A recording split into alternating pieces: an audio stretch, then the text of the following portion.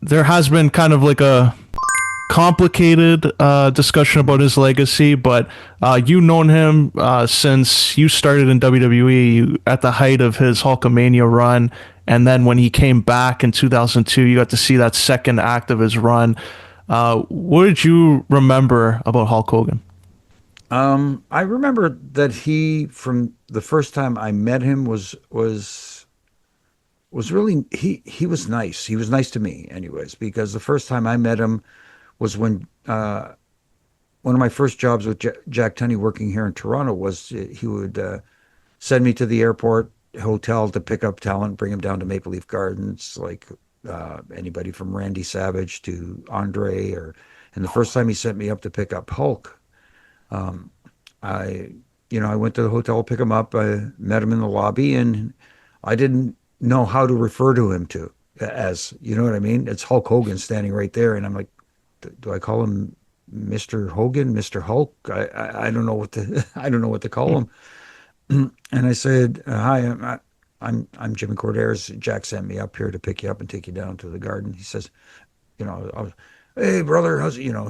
He called everybody brother. "Hey brother, how's it go?" "Yeah, let's go." So he hops in the car, and on the ride down, the entire ride down, he was having a conversation with me, asking me about me, how long I've been working for Jack, and like just like not talking wrestling, just like a conversation, like just to get. And then we get down to the to the garden and park the car. I walk him inside, and all right. He says, "Hey, brother, thanks for the ride." He says, um, "If you need anything, you let me know." And that kind of struck me as like, whoa, what does he mean if I need anything? Like that's kind of cool because here's Hulk Hogan telling me, and he just met me. If you need anything, you let me know. And I thought, that's the coolest thing ever. And then as the years went by, obviously, you develop a friendship and a relationship. And he was always, always super cool to me, super cool. So I can't, that other side that's being talked about now, I never saw that. So, you know, and unfortunately, in a world we live in, people will focus on the negatives. Look, nobody's perfect. I'm not perfect. Everybody has their flaws. Um, Unfortunately, when you're someone of the stature of a Hulk Hogan and those flaws come out, they get magnified tenfold. And just the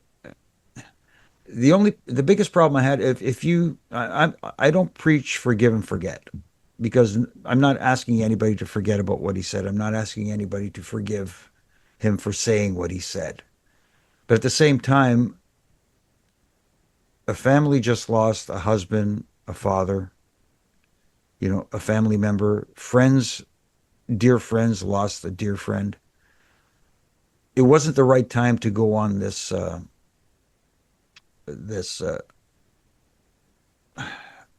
all this negativity. It was almost like they were trying to take a victory lap around the man's grave that hasn't even been dug yet. Like, like if you had a problem with the man, you don't have to say anything. You Yeah. know, I just don't like what happened. And then people are paying tribute to the legacy of Hogan in the business, and they're catching a lot of flack for it. And look at Chelsea Green getting death Yeah, I threats. saw Come that. on, Yeah. guys, that is beyond vile. Nobody deserves that. Nobody deserves that. So all I'm saying is, you can still have your feelings, whatever they are, but you can be respectful to the family and show a little tact and class. And just if you want to go off on a tirade, at least wait a month or so before you do it. You don't have to do it right away. I don't know. That's the part that bothers me the most.